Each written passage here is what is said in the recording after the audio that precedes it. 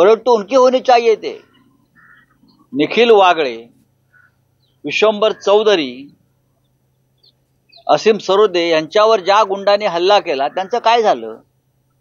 मी परत सांगतो, मुख्यमंत्री आणि गृहमंत्री हे त्या गुंडांचं समर्थन करतायत। काही दिवसापूर्वी म्हणजे 4 दिवसापूर्वी पोलीस आयुक्त पुण्याचे नवीन त्याने एक शो केला, काही गुंडांची परेड केली, कोण मारणे फारणे झारणे बारणे,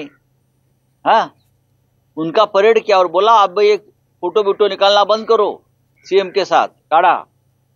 मग काल या 3 प्रमुख लोकांवर जो हल्ला झाला त्या गुंडांची परेड पोलीस आयुक्तांनी आतापर्यंत का काढली नाही? का त्यांच्यावर राजकीय दबाव आहे? हे शो बंद करा, माझं म्हणणं आहे पोलीस आयुक्तांना, ही नौटंकी बंद करा। वागळे, सरोदे, चौधरी यांच्यावरती हल्ले करणारे जे राजकीय गुंड आहेत त्यांची सुद्धा परेड करा, त्यांना सुद्धा हातामध्ये बेड्या घालून पुण्याच्या रस्त्यावरून फिरवा, तर तुम्ही पोलीस आयुक्त, नाहीतर तुम्ही भाजपचे कार्यकर्ते। मैं हिंदी में भी यही बोला है और मराठी में भी यही बोल रहा हूँ। बोलिए अभी क्या है? भूमिका बहुत ही महत्वपूर्ण रहेगी।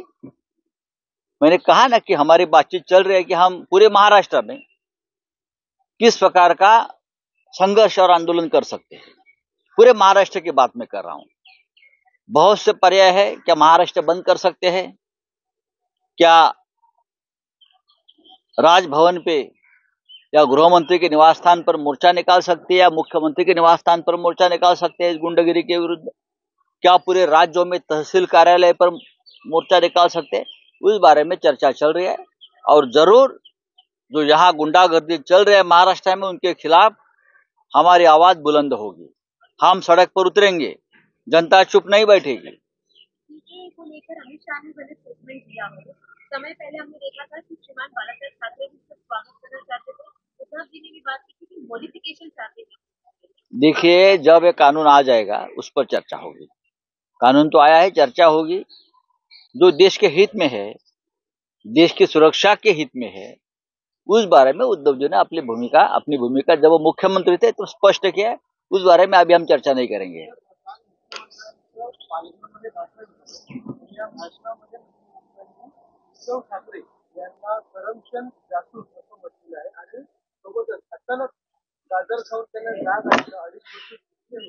बघा करमचंद जासूस मुख्यमंत्र्यांनी जे म्हटलंय उद्धवजींना, आता या फेकूचंद वरती कोण विश्वास ठेवणार?